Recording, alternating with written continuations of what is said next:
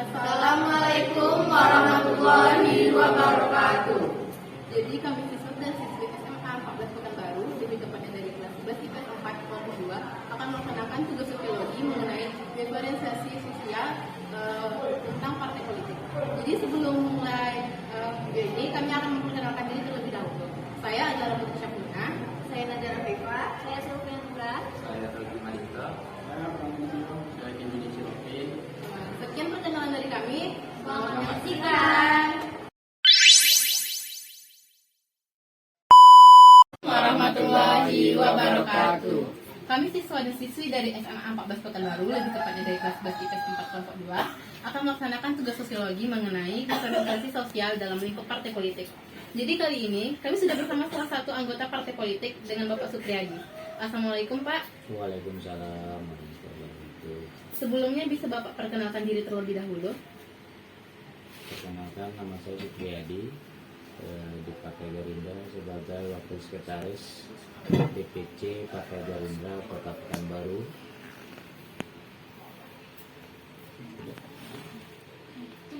Bagaimana Bapak pertama kali terlibat dalam partai politik ini dan apa yang mendorong Bapak untuk bergabung? Ya, pertama kita mengumumkan karena kita ingin menyampaikan aspirasi. Memang aspirasi itu harus lewat daripada partai. Partai itu usulan dari nanti yang menjadi anggota legislatif atau DPR yang menyampaikan aspirasi. Makanya itulah aspirasi untuk kita menjadi pengurus partai, ingin menyampaikan aspirasi yang ada sama masyarakat untuk kepada anggota perwakilan partai tersebut. Kira-kira ada berapa lama Bapak bergabung sama Partai Gerindra? Sudah mulai tahun 2008 sampai sekarang. Setahu Bapak nih, bagaimana sejarah dibentuknya Partai Gerindra itu Pak? Partai Gerindra ini adalah merupakan partai baru yang menginginkan untuk kemajuan dan mempertahankan bangsa Indonesia, terutama dari segala pengaruh yang ingin membersihkan dan ingin bersama-sama untuk memajukan bangsa Indonesia dan mengantisipasi mengurangi daripada korupsi ataupun perbuatan-perbuatan yang tidak diinginkan oleh pemerintah ataupun kegiatan yang sifatnya mengganggu pemerintahan negara Republik Indonesia.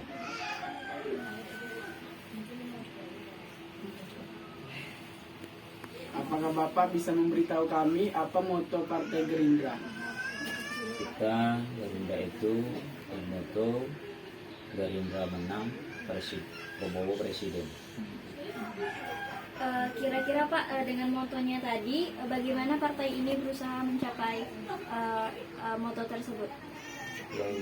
Kita sebagai partai maupun pengurus tentu memperkenalkan diri dan bersosialisasi bahwa partai ini adalah partai masyarakat, partai rakyat, dan siap membantu rakyat yang ada di seluruh pelosok Indonesia. Bagaimana Bapak menilai kinerja partai politik Bapak dalam beberapa tahun terakhir? Apakah ada prestasi khusus yang ingin Bapak soroti? Kalau prestasi dari mulai berdirinya partai ini, mulai pengikut pemilu sudah ikut menjadi peringkat ataupun suara terbesar. Kemudian sampai sekarang sudah menjadi partai suara terbesar ketiga untuk nasional.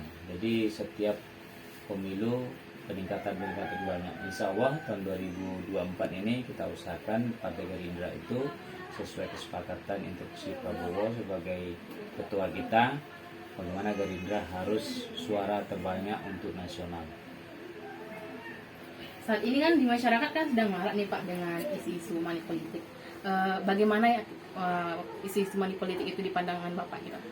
Sesuai dengan awal untuk pendirian partai ini, memang kita ingin menghilangkan namanya money politik ataupun KKN ya, nepotisme ataupun yang sifatnya melanggar aturan daripada hukum. Dan juga gimana partai Bapak menanggapi hal tersebut?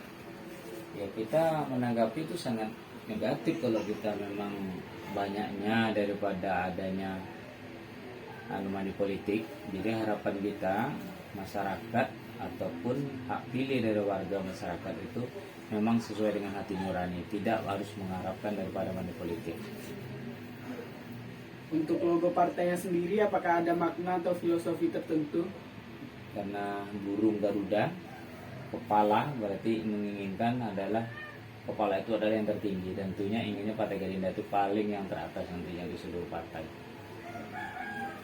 Seperti yang kita ketahui saat ini, kita sedang mendekati masa-masa pesta demokrasi ya kan Pak, di mana terjadi pergantian anggota atau pemimpin baik di kekuasaan legislatif maupun eksekutif.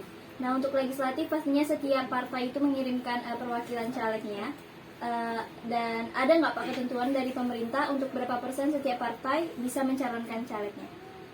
Kalau pemerintah sesuai dengan ketentuan setiap wilayah itu sudah ada ketentuan. Jadi masing-masing partai tetap mengusulkan caleg-caleg itu berapa satu wilayah itu, kita harus mengikuti aturan yang ada di pemerintah ataupun sekarang yang dikenal dengan panitia adalah KPU, berapa jumlahnya partai harus memenuhi jumlah itu, dan itu wajib diseleksi ya, mulai dari administrasi, kesehatan maupun segala perlengkapan yang lainnya.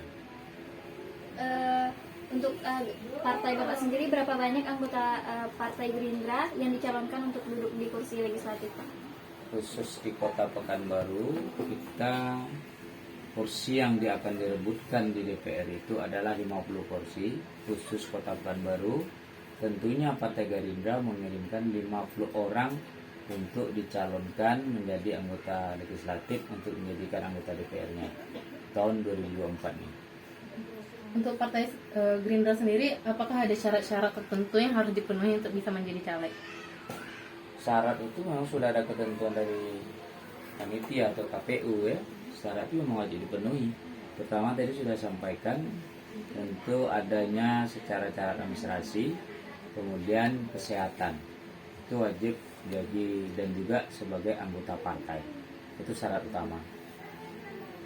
Apakah Partai Gerindra melibatkan pemuda Pak dalam proses politik ini dan terlibat langsung dalam membangun negeri?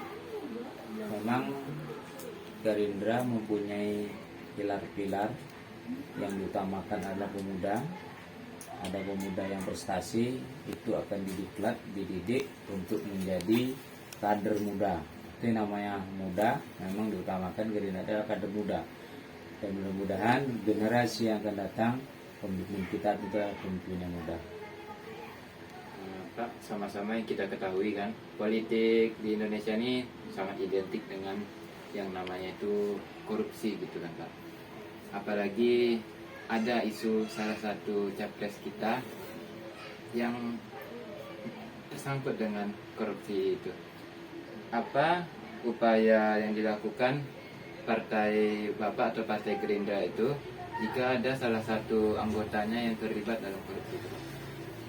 Kalau khusus Gerindra, seandainya ada kader, walaupun itu anggota legislatif atau perwakilan menteri yang korupsi, itu otomatis sudah dipecat dari partai, dan itu proses tetap diserahkan kepada hukum. Dan syarat jadi menjadi calon anggota legislatif, Partai Gerindra tidak menerima daripada mantan korupsi itu jadi caleg. Partai Gerindra ini kan memiliki citra yang baik kan Pak di masyarakat sebagai partainya orang cerdas. Nah, bagaimana partai Bapak mempertahankan citra tersebut di masyarakat? Harus kita bersama-sama. Tadi kita sudah membina namanya anak muda untuk mengikuti berpolitik, tentu dengan kita memberi ilmu pengajaran, tentunya generasi. Nah, jadi perlunya kader-kader muda inilah yang harus kita terapkan. Wajib Partai Gerindra untuk mensosialisasikan kepada anak muda bahwa Partai Gerindra sesuai dengan anggaran dasar anggaran rumah tangga tetap menjunjung tinggi kemerdekaan dan persatuan Indonesia. Kemudian kami kan sebagai anak-anak muda ini kan Pak, tahun depan akan terjun langsung dalam memilih presiden dan calon wakil presiden kita. Nah, menurut Bapak, mengapa kami harus mendukung caleg-caleg dari Partai Gerindra? Ya, itulah sesuai dengan hati nurani. Harapan kita dengan itu kita mempunyai kader muda.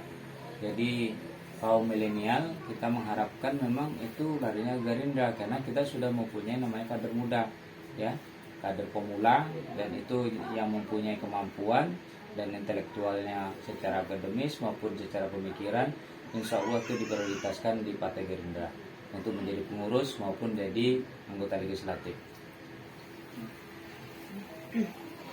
Sekian, terima kasih ya Pak atas wawancara kali ini. Sekian wawancara kali ini, kami akhiri dengan wabillahi taufiq wal hidayah. Wassalamualaikum warahmatullahi wabarakatuh. Waalaikumsalam warahmatullahi wabarakatuh.